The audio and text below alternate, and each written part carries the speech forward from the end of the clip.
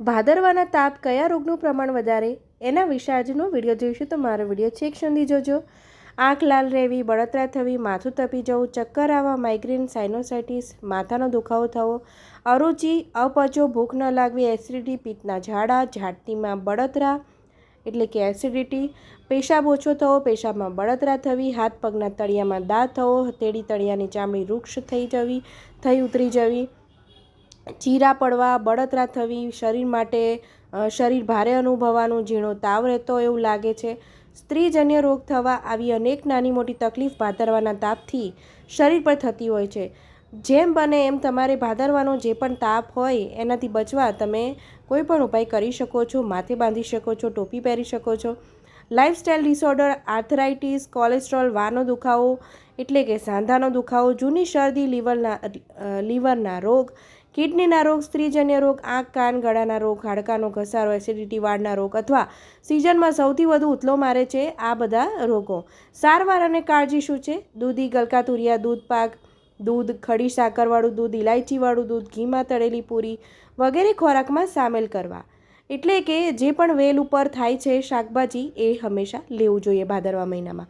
તેનો આ સિઝન પૂરતો ભોજનમાં વધારે ઉપયોગ કરો। કાળજીમાં તડકામાં ન ફરવું, અથાણાનો ત્યાગ કરવો, ભોજનમાં લીલા મરચાં ખાવાનું ટાળવું, મગજને શાંત રાખવું, આખી બાઈના કપડાં પહેરવા, તડકામાંથી એકદમ ઠંડા વાતાવરણમાં ન જવું, ઘરમાં સાંજે લીમડા કે ગુગળનો ધૂપ કરવો, શી કાળજી લેવી એ પણ આપણે જોઈ લઈએ। ભાદરવાના તાપથી બચવા ટોપી, છત્રી વગેરેથી તમારે માથું ઢાંકીને રાખવાનું। ભાદરવામાં કયો ખોરાક લેવો હિતાવહ?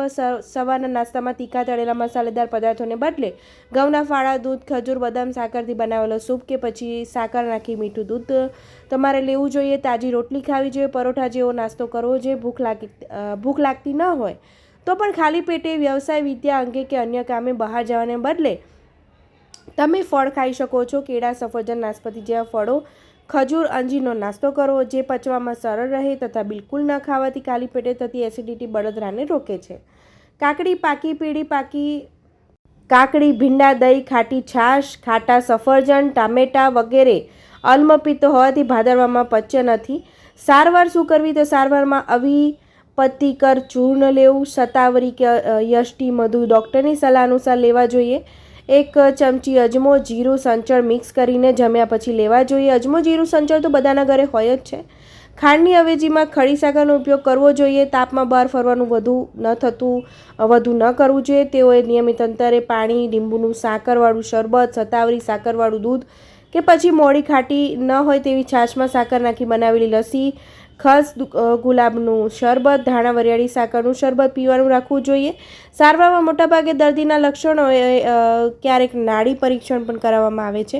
જીર્ણ, તાવ, ઇમ્યુનિટીના અભાવથી રોગ વારંવાર થતા હોવાથી તેઓ કડું કરિયાતું, ગળો, સારીવા જેવા ઔષધો યોગ્ય માત્રામાં વિધિની ડૉક્ટરની સલાહ અનુસાર લઈ શકો છો। દરેક શારીરિક તકલીફના લક્ષણો અને રોગનું નામ આપી નિદાન કરવું શક્ય ન પણ બને, પરંતુ દોષ આધારિત લક્ષણો અને ઋતુની અસરને ધ્યાનમાં રાખીને આયુર્વેદિક ચિકિત્સા પદ્ધતિથી ખોરાકમાં સાવચેતી, લાઇફસ્ટાઇલમાં ચીવટ અને સામાન્ય ઔષધિથી તકલીફ દૂર થતી હોય છે। મિત્રો, ભાદરવા મહિનામાં આ રીતે તમારું ધ્યાન રાખશો તો તમે સ્વસ્થ રહેશો। મારો વિડીયો છેક સુધી જોવા બદલ તમારો ખૂબ ખૂબ આભાર। આવજો।